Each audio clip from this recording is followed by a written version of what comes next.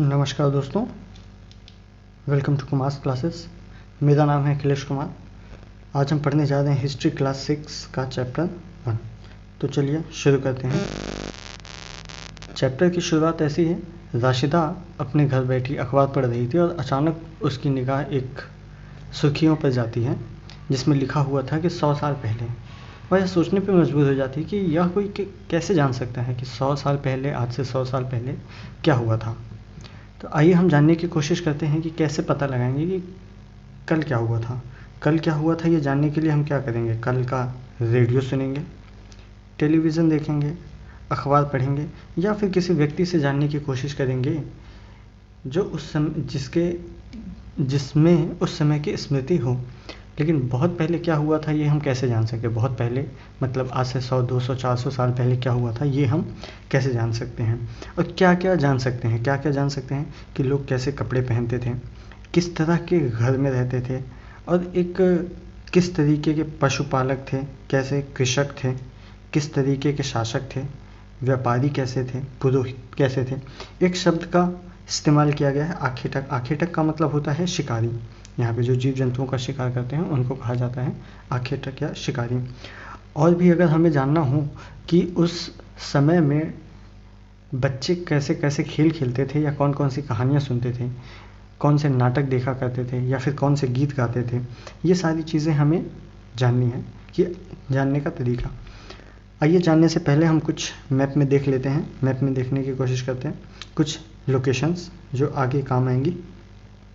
एक ये है नर्मदा नदी, एक सिंधु नदी और इसकी सहायक नदियाँ। सहायक में क्या है, झेलम, चेनाब, रावी, सतलज, व्यास, ये सारी इसकी सहायक नदियाँ हैं। और कुछ पहाड़ियाँ हैं। एक नदी और है गंगा, ये हो गई गंगा नदी, और इसकी सहायक नदी एक है सोन। ये इन सारी लोकेशन आप अपने दिमाग में रखिएगा। कुछ पहाड़ियाँ हैं जैसे कि ये गारो पहाड़ी, और क्या हो गई, और एक यहाँ पे ये है विंध्य पहाड़ी, और यहाँ पे किरथर और सुलेमान, ये 2 पहाड़ियाँ हैं। इन सारी लोकेशंस के बारे में हम जानने की कोशिश करते हैं। आइए देखते हैं कि क्या हुआ था। ये जो सुलेमान, सबसे पहले देखते हैं कि नर्मदा नदी के तट पर क्या हुआ था। नर्मदा नदी के तट पर कई लाख वर्ष पहले लोग इस नदी के तट पर रहते थे, और यहाँ के रहने वाले जो लोग थे वो कैसे थे, कुशल संग्राहक थे जो जंगलों पर आश्रित थे। जंगलों पर आश्रित से मतलब कि वो जंगलों से परिचित थे, उस पर डिपेंड थे। जैसे कि वो उनका फल फूल, उनका भोजन, उनका रहना सहना सारा कहाँ पे था, जंगलों पर था। ये जानवरों का शिकार करते थे और जंगलों में रहते थे। और एक लोकेशन थी सुलेमान और किरथर पहाड़ी। ये क्या है, यहाँ पे सबसे पहले क्या, गेहूँ और जौ की फसलों का उपजान मिला। सबसे पहले हमें गेहूँ और जौ कहाँ पे मिला, ये सुलेमान और किरथर पहाड़ियों में, जो कहाँ पे उत्तर पश्चिम की ओर अवस्थित है। और एक ये क्या, और फिर लोकेशन क्या थी, गारो और विंध्य पर्वत। गारो उत्तर पूर्व की तरफ और विंध्य पर्वत मध्य भारत की तरफ है। यहाँ पे क्या हुआ, यहाँ सबसे पहले कृषि का विकास हुआ। कृषि के विकास में भी चावल की खेती यहाँ पे सबसे पहले की गई। यहाँ पे चावल की खेती सबसे पहले की गई। और फिर लास्ट एक और क्या है, सिंधु और इसकी सहायक नदियाँ। ये इनके आसपास क्या हुआ कि यहाँ पर नगरों का विकास सबसे पहले माना जाता है। आज से लगभग 4700 वर्ष पूर्व नगरों का विकास कहाँ पे हो रहा है, सिंधु और उसकी सहायक नदियों के पास, आरंभिक नगर जिन्हें कहा जाता है।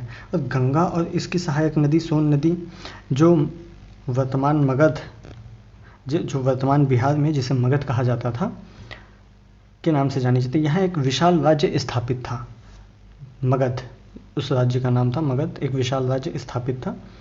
देश के अन्य हिस्सों में भी ऐसे ही राज्य, कई सारे राज्य थे। और लोग पहले क्या करते थे, लोग ये जो उपमहाद्वीप है, जो भारत उपमहाद्वीप है, इसमें एक हिस्से से दूसरे हिस्से तक यात्राएं किया करते थे। यात्राओं से उन्हें क्या होता था, उन्हें पता चलता था कि कैसे लोग रहते हैं, किस तरीके के लोग रहते हैं। और कुछ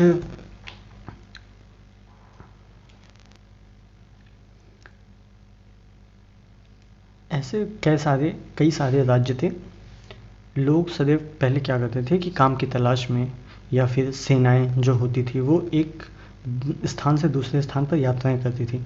व्यापारी क्या होता था, व्यापारी बड़े बड़े काफिलों के साथ, अपने जहाज़ों के साथ अपनी वस्तुएं लेकर, सामान लेकर व्यापार के लिए एक स्थान से दूसरे स्थान पर जाते थे। धार्मिक गुरु जो होते थे वो शिक्षाओं के लिए एक जगह से दूसरी जगह पर जाते थे, लोगों को शिक्षाएं देने के लिए। और कुछ लोग होते थे जो अपनी उत्सुकतावश घूमने के लिए, यात्राएं करने के लिए एक स्थान से दूसरे स्थान पर जाते थे।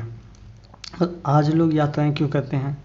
आज लोग लगभग इन्हीं कारणों से यात्राएं करते हैं। कुछ तो उत्सुकतावश, या कुछ जानने के लिए, समझने के लिए, अपनी संस्कृति को जानने के लिए। आगे दिया हुआ है कि देश का नाम कैसे पड़ा। जो देश का नाम पड़ा, हमारा देश इंडिया, ये भारत जैसे कई नामों का प्रयोग करते हैं हमारे देश के लिए। इंडिया, भारत, हिंदुस्तान, कई सारे नामों का प्रयोग किया जाता है।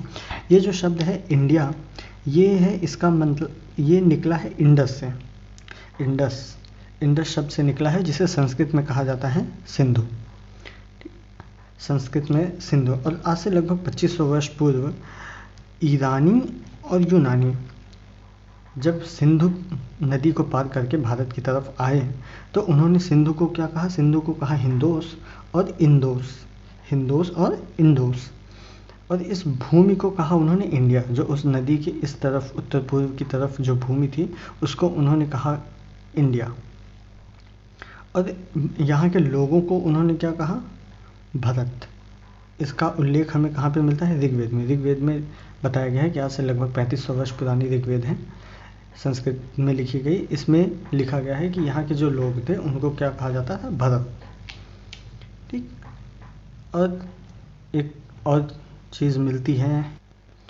अब हम जानने की कोशिश करते हैं कि अतीत के बारे में हमें पता कैसे चलता है, कैसे जानते हैं हम अतीत में जो भी चीज़ें थी। ठीक है, अतीत के बारे में जानने के लिए बहुत सारी चीज़ें होती हैं, जैसे कि उनमें से एक है अभिलेख।